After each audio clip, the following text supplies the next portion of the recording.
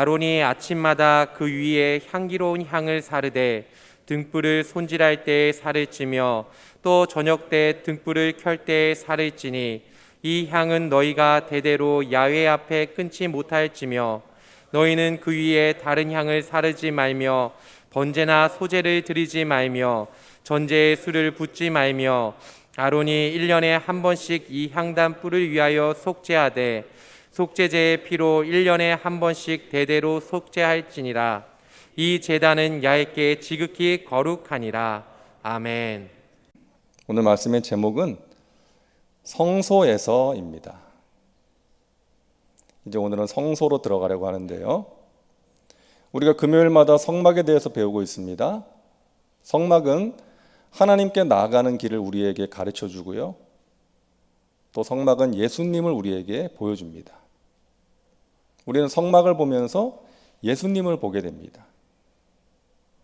성막의 문은 동쪽에 하나 있다 그랬죠?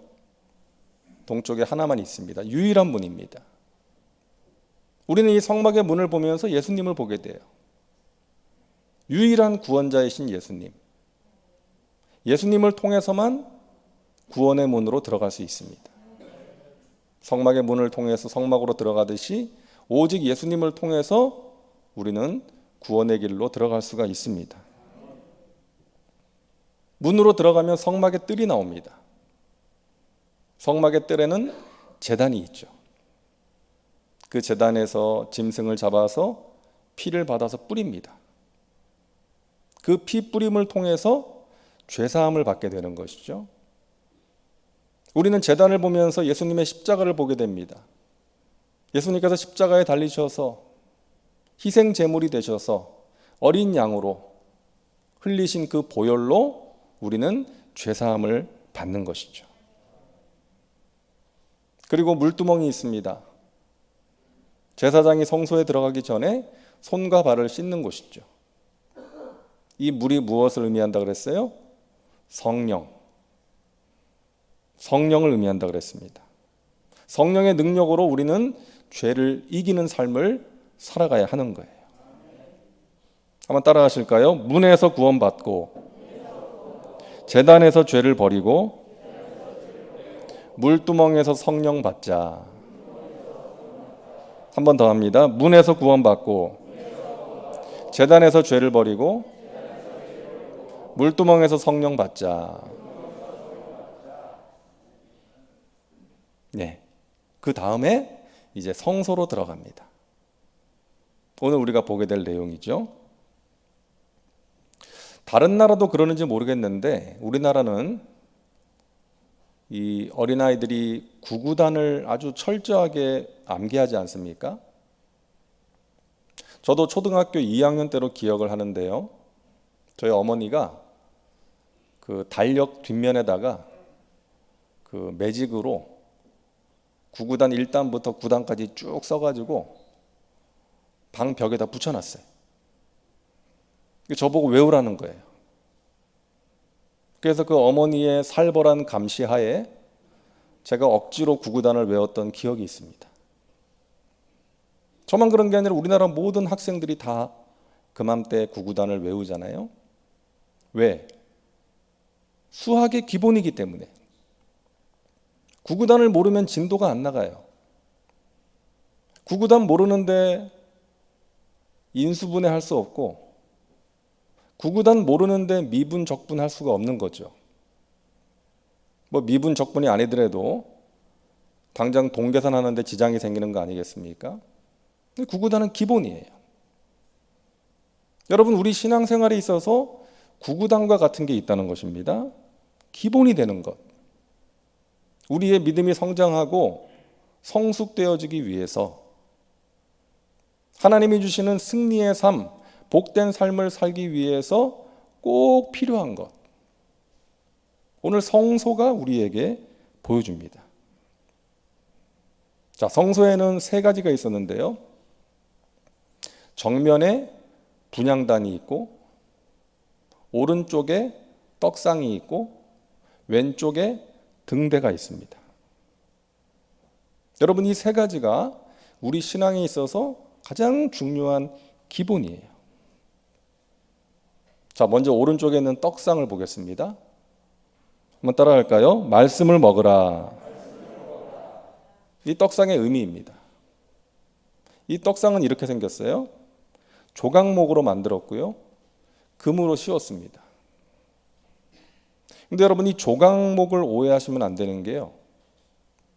이 성경에 번제단도 조각목으로 만들고 또 오늘 이 떡상도 조각목으로 만들었는데, 이 조각목이라는 게 뭐 조각난 나무를 모아서 만든 게 아니에요. 왜 이렇게 번역을 했는지 모르겠는데 아카시아 나무를 말합니다. 아카시아 나무. 근데 어떤 목사님이 예전에 이 조각목을 가지고 아주 은혜로운 설교를 했대요. 이 조각난 나무를 모아가지고 성전의 성막의 기구를 만든 것처럼 교회는 각자 개성을 가진 여러 사람들이 모여서 하나가 되어야 된다. 뭐 이런 식으로 아주 은혜로운 설교를 했는데 나중에 알게 됐다는 거예요. 조각목이 그런 게 아니라는 거. 여러분, 조각목은 조각난 나무가 아니라 아카시아 나무입니다. 네, 그걸로 만든 거예요. 그리고 금으로 쌓고 그 위에 다시 한번 보여줄래요? 사진을. 이스라엘 12지파를 상징하는 12개의 떡을 6개씩 두 줄로 쌓아놨습니다. 하나님의 명령에 따라서 이렇게 한 것이죠. 여러분, 이 떡은 예수님을 의미하는 것이죠. 우리는 이 떡상을 보면서도 예수님을 보게 됩니다. 나는 생명의 떡이다. 나를 먹는 자는 영생하게 될 것이다. 이 떡을 먹는 자는 영생하리라. 자, 생명의 떡이신 예수님을 먹는다는 것은 무슨 의미예요? 예수님의 말씀을 먹는다는 것입니다. 우리 육신이 살기 위해서 음식을 날마다 먹어야 되는 것처럼 우리의 영이 살기 위해서 날마다 영의 양식, 주님의 말씀을 먹어야 된다는 거예요. 자, 영의 양식을 어떻게 먹어야 됩니까? 이 떡상과 관련된 몇 가지 원칙을 보면 알 수 있습니다. 하나님께서 이 떡상과 관련해서 원칙을 말씀하셨는데, 첫째는 일주일에 한 번씩 새 것으로 교체해라. 안식일마다 이 떡을 새 것으로 교체했어요. 오늘날 우리에게 적용한다면 여러분, 주일 성수가 중요하다는 거예요. 일주일에 한 번 하나님의 말씀을 공급받아야 돼요. 주일에 받은 그 말씀, 주일에 받은 은혜를 가지고 한 주간을 살아가는 거예요. 영국의 유명한 설교자였던 스펄전 목사님, 여러분 아실 거예요. 뭐 설교의 황제라는 별명을 가졌던 그 스펄전 목사님의 설교를 듣고 이제 예수님을 믿게 되고 나중에 목사가 된 피어스라는 목사님이 있었는데, 이분이 나중에 스펄전 목사님한테 편지를 썼대요. 그 편지의 내용이 뭐였냐 하면, 목사님, 제가 시계라면 목사님은 태엽을 감아주시는 분이었습니다. 그때는 이게 태엽을 감는 시계였으니까.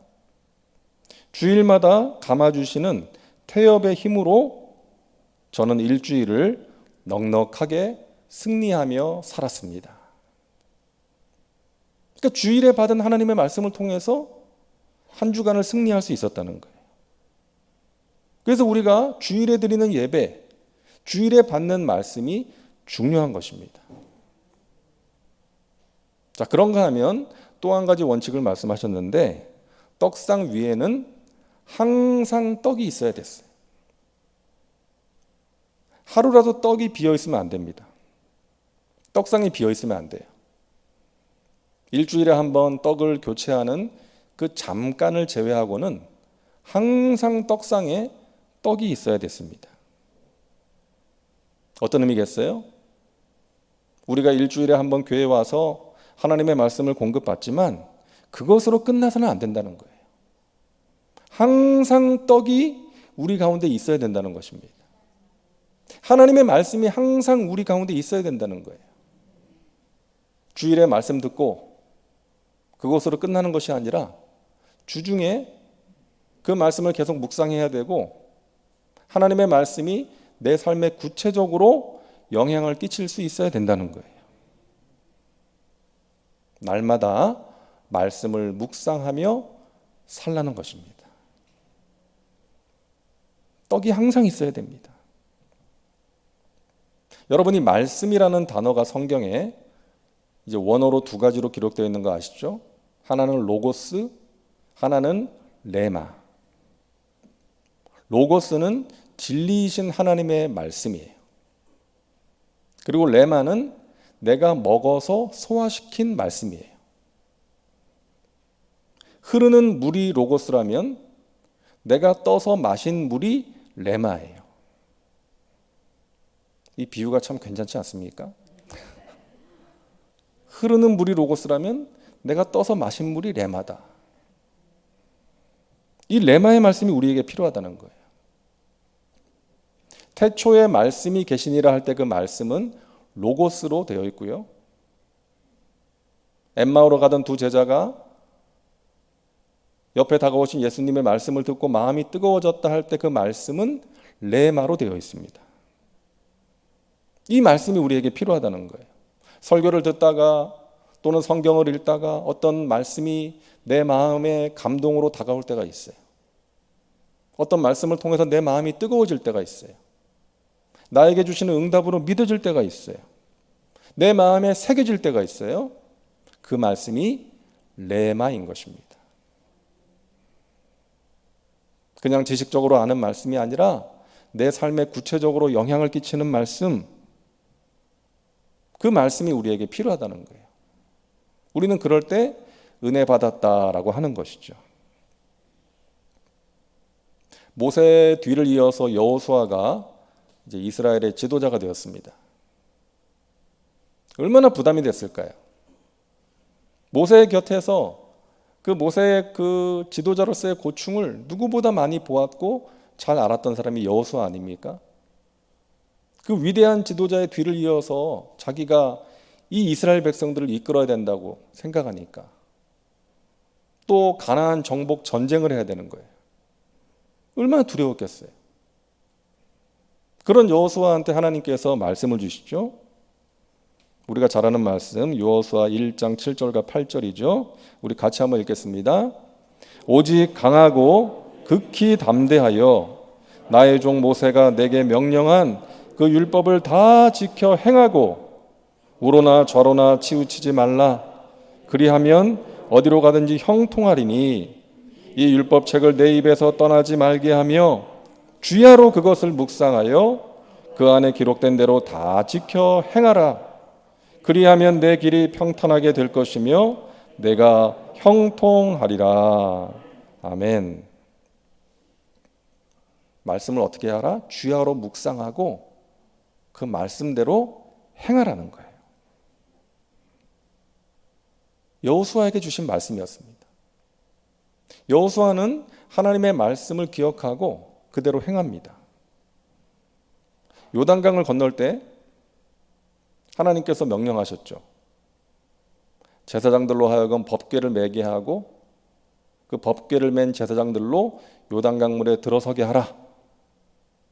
그대로 했더니 강물이 끊어졌어요. 그 백성들이 마른 땅으로 건너갔잖아요. 다 건넜어요. 그럼 이제 제사장들은 나오면 되잖아요. 근데 안 나오고 그대로 서 있었어요. 언제 나왔어요?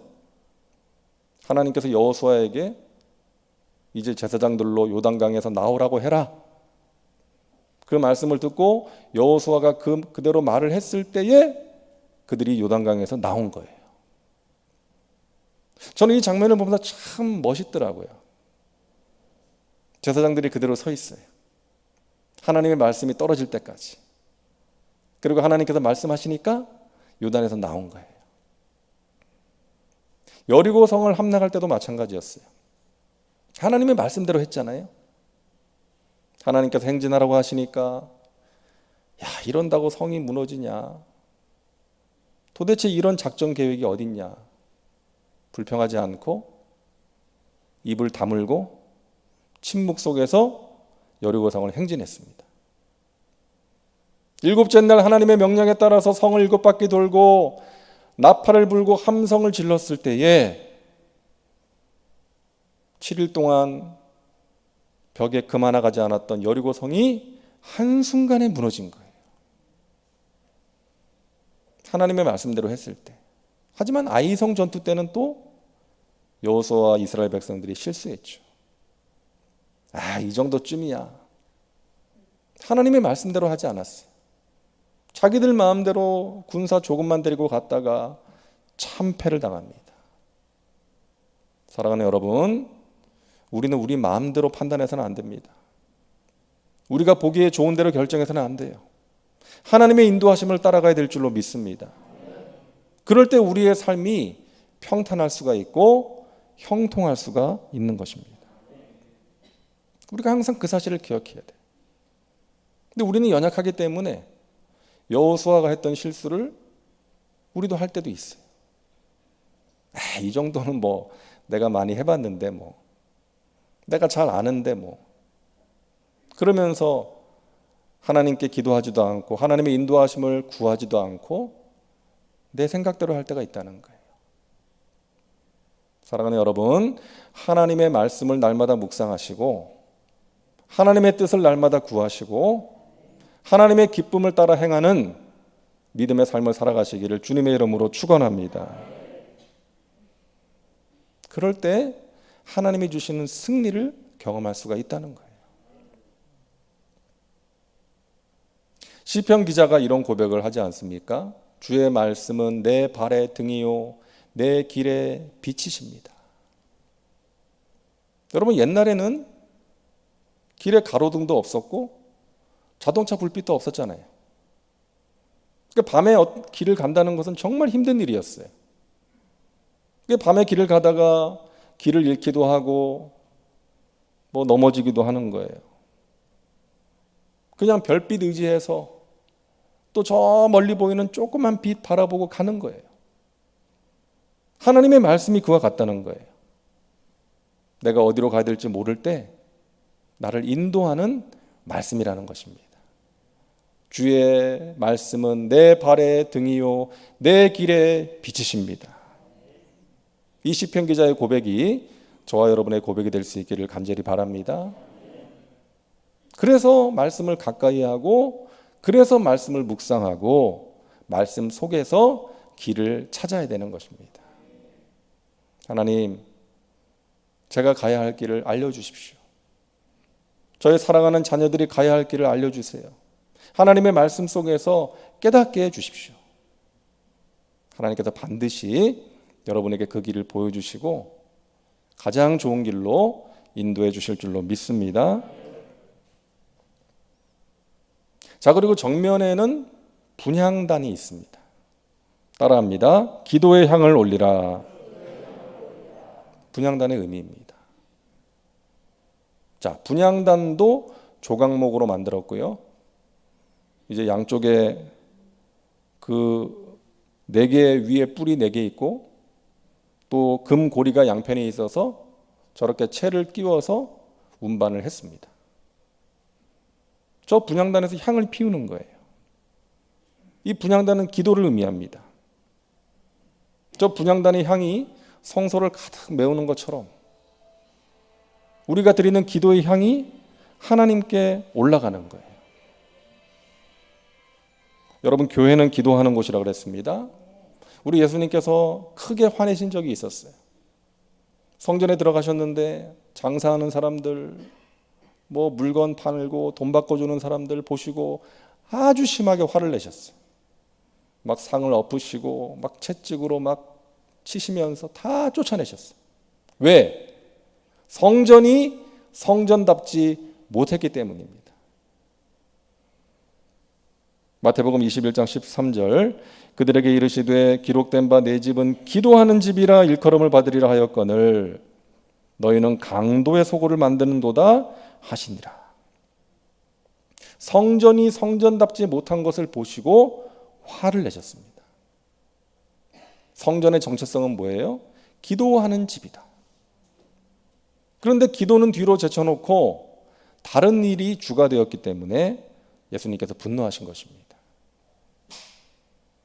고린도전서 3장 16절 우리 같이 읽겠습니다. 너희는 너희가 하나님의 성전인 것과 하나님의 성령이 너희 안에 계시는 것을 알지 못하느냐. 우리가 뭐다? 성전이다. 하나님의 성령이 거하시는 우리 각 사람이 성전이라는 거예요. 그래서 우리의 정체성은 뭐예요? 기도하는 집이에요. 우리 각 사람이 성전이고 성전의 정체성은 기도하는 집이니까 우리의 정체성은 기도하는 집이에요. 여러분, 다른 그 무엇보다 기도가 우선이라는 것입니다. 여러분, 기도는 본질입니다. 본질이에요. 우리는 이 본질에 집중해야 돼요. 목사도 성도도 기도가 뒤로 밀리면 넘어집니다. 능력을 잃어버려요. 세상을 변화시키지 못하고 오히려 세상으로부터 변화를 요구받는 맛을 잃은 소금이 되어버리는 것입니다. 기도를 회복해야 됩니다. 오늘날 이 땅의 믿음의 백성들이 기도를 회복해야 돼요.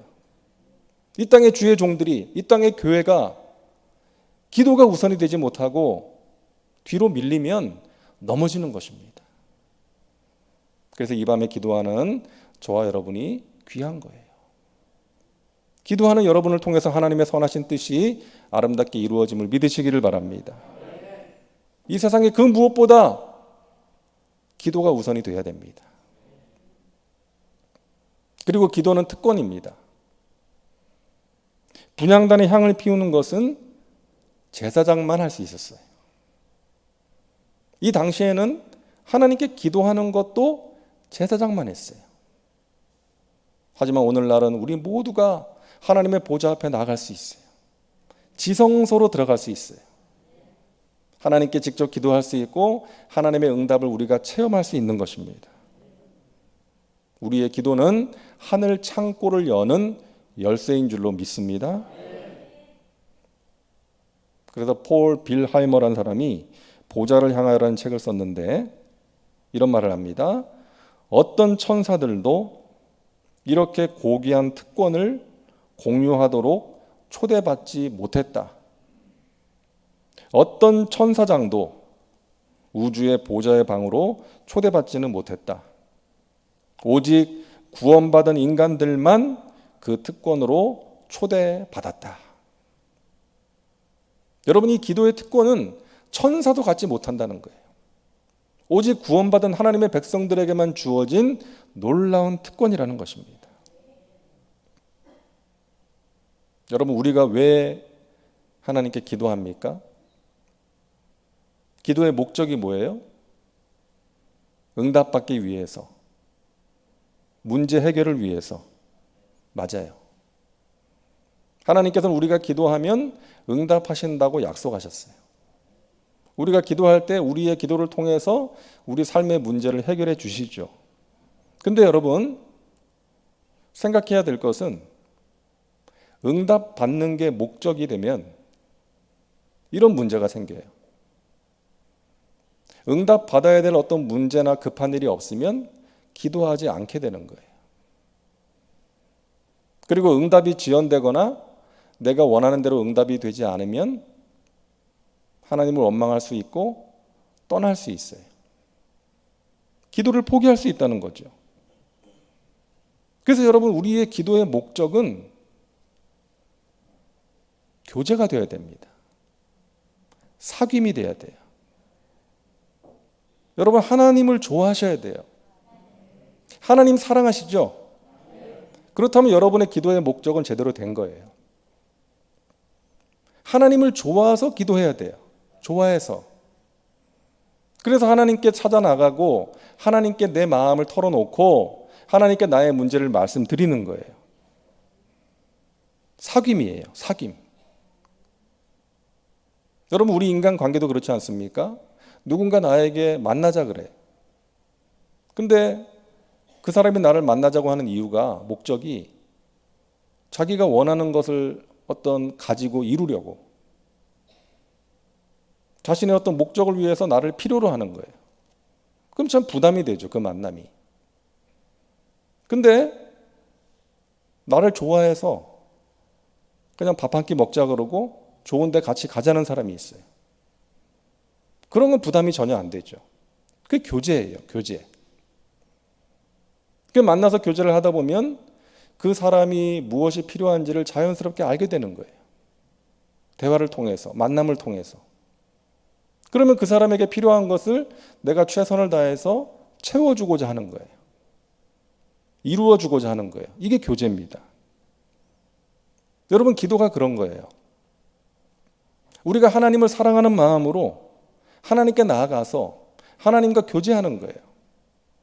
그러면 하나님의 뜻이 무엇인지를 알게 되고, 하나님은 당연히 우리에게 필요한 것이 무엇인지를 아시죠. 그래서 그것을 채워주시는 거예요. 그게 응답이에요. 응답은 선물입니다. 물론 우리가 긴급한 문제 앞에서 하나님의 응답을 기대하며 기도해야죠. 당연한 것이죠. 하지만 여러분, 성숙한 기도, 깊은 기도는 하나님과의 사귐이라는 것 기억하시기를 바랍니다. 사귐의 기도예요.